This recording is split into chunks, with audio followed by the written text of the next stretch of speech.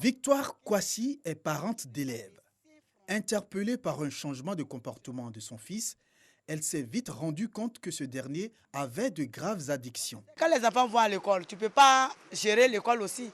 Mais quand l'enfant rentre à la maison, la manière qu'il est sorti devant toi, et puis il rentre, ce n'est plus la même chose. Donc quand j'ai vu ça quatre fois, j'ai vu que vraiment, ce n'était pas trop ça pour mon fils. Donc quand j'ai commencé à mener les enquêtes, j'ai vu ça, et puis je suis venu vers ce monsieur. Il a arrêté de fumer, il a arrêté de boire, et il continue ses études. Ago Anoma, lui aussi, a vu un de ses proches sombrer dans l'alcoolisme et la toxicomanie. J'ai envoyé un de mes amis qui était vraiment accro de la cigarette et puis de la boisson. Bon, quand on a fait un peu la recherche encore, il était dans la drogue. Vraiment cet ami-là, quand j'ai appris les nouvelles du docteur, il l'a envoyé chez lui. En tout cas, il a guéri. Il a guéri depuis près de 2-3 ans. Vraiment, il est loin de la cigarette, il est loin de la boisson, et puis il ne va plus dans les fumoirs. Et chaque fois, il passe me saluer, en tout cas à la maison, il me remercie pour tout ce que le docteur a fait pour lui. Pour venir en aide aux personnes souffrant d'addiction au tabagisme, l'alcoolisme et la toxicomanie, le complexe médico-social du quartier Belleville 2, dans la commune d'Anyama, leur ouvre ses portes. Une initiative de l'ONG Aidons-les. Dans nos sociétés, dans nos écoles, on voit aussi qu'il y a plein de fumeurs qui se créent du jour en jour. Qu'est-ce qu'on peut faire? Il faut tout faire pour enlever le plaisir qui fait que ces enfants ne savent pas que c'est un danger pour eux. C'est ça là qu'on est en train de combattre. Et ce centre-là est créé pour soigner tous ces mineurs qui s'adonnent à la drogue, cigarettes, l'alcool. Nous sommes là pour les prendre en charge. Les mineurs de jusqu'à 15 ans, on les traite gratuitement.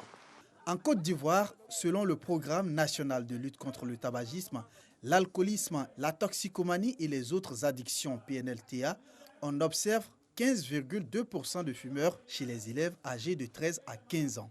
Un fléau que l'ONG Aidons-les entend combattre en octroyant aux jeunes une thérapie à base de plantes médicinales.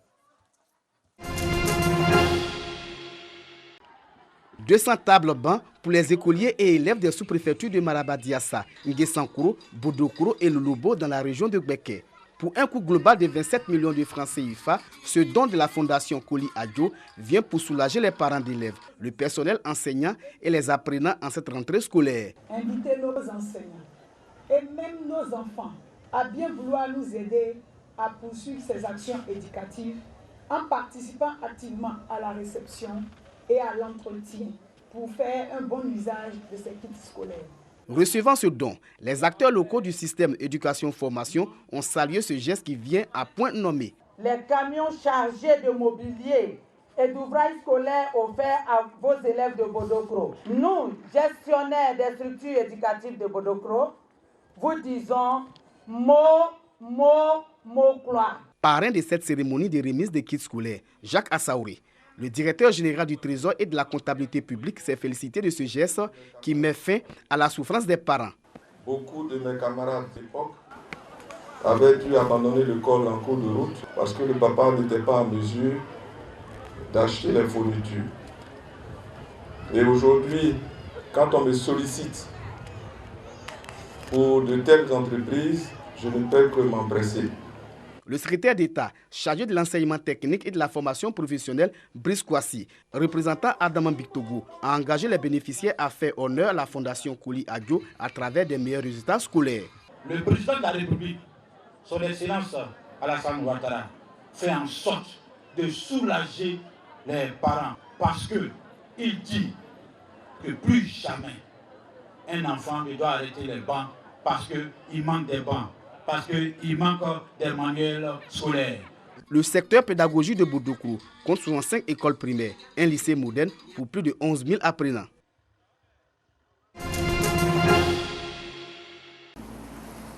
Le parc national de la Maraoué vue du ciel, aux merveilles. Un vaste espace verdoyant qui invite à sa découverte, riche de sa faune et de sa flore, mais souffrant dans le silence. En cause, l'infiltration des populations, braconniers, vendeurs de parcelles et planteurs de café de cacao qui ont fini par coloniser une grande partie de sa superficie. Côté Bonon, que nous avons pris là, nous pouvons atteindre 10 000 planteurs qui sont dans le parc. En 1950, nos parents ils sont là-bas. Ils sont allés voir le président Houphouët-Boigny. C'est là qu'il a envoyé le ministre Vincent P. Lecru. Le 6 décembre 1988, il est venu délimiter, mais le TEC, mais le panneau, mais le pont. Nous aussi, on n'a même pas dépassé ça.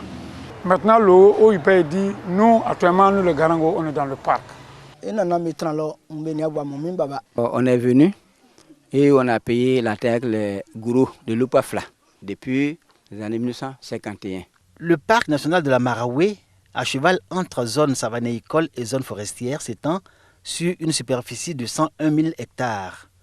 En 1968, cette partie du couvert végétal de la région de la Marawe est classée aire protégée par l'État de Côte d'Ivoire et aujourd'hui patrimoine de l'UNESCO. Les populations touchées par les limites du parc ont été priées de sortir.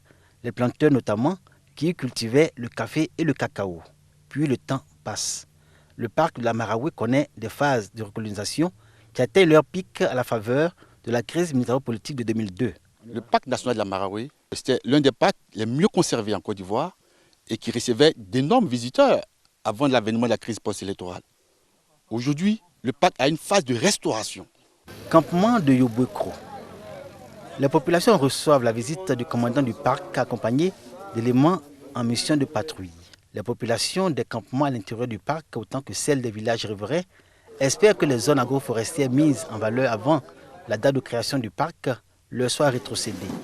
Cela représente 10% du parc, soit 1000 hectares, selon l'OIPR. Le décret de création du parc définit les limites qui n'ont jamais été modifiées jusqu'à présent. Ce sont les populations infiltrées et puis les populations riveraines qui font souvent de la mauvaise foi, qui plantent des tecs et se disent que la limite se trouve au niveau des tecs. Les limites n'ont jamais été modifiées jusqu'à présent. Sur le terrain, l'OIPR multiplie les opérations de sensibilisation assorties de patrouilles quotidiennes.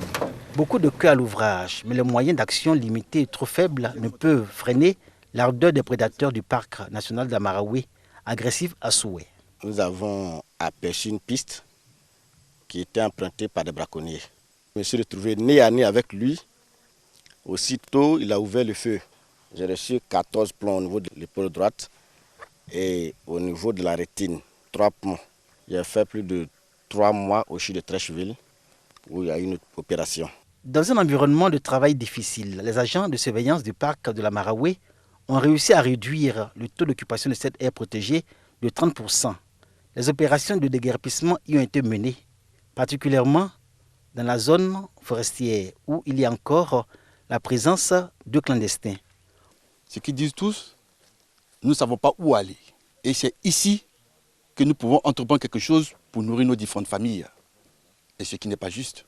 Ils savent qu'ils doivent partir. Avec la planification de nos activités, au plus tard le 31 décembre 2020, il ne devait plus y avoir de campement à l'intérieur du parc. La production du cacao au niveau du parc national de la Marawe ne représente pas grand-chose dans la production nationale. Nous demandons aussi aux autorités politiques de nous aider à sensibiliser ces populations. On dénombre 8 gros campements pour les populations durablement établies sur des planteurs de café et de cacao. Elles se nourrissent encore de l'illusion de bénéficier d'un déclassement de la partie agroforestière afin de poursuivre les activités agricoles. Avec les propriétaires terriens et la mairie de Bonon, nous avons identifié des sites pour accueillir ces populations-là qui vont sortir, pour qu'elles puissent bénéficier des infrastructures de l'État, notamment l'école, des centres de santé, parce que là où ils sont, ce sont des éléments qui n'existent pas. 70% de la forêt classée de la Marawe encore occupée par des clandestins de tout acabit. Et parmi ceux-ci, des planteurs de cacao. Alors, face aux alarmes de ce parc, l'Office ivoirien des parcs et réserves poursuit son programme de réhabilitation et œuvre surtout pour que plus d'une seule fève de cacao ne sorte de nos aires protégées. Au nom de l'engagement de la Côte d'Ivoire, a produit un cacao à la traçabilité irréprochable.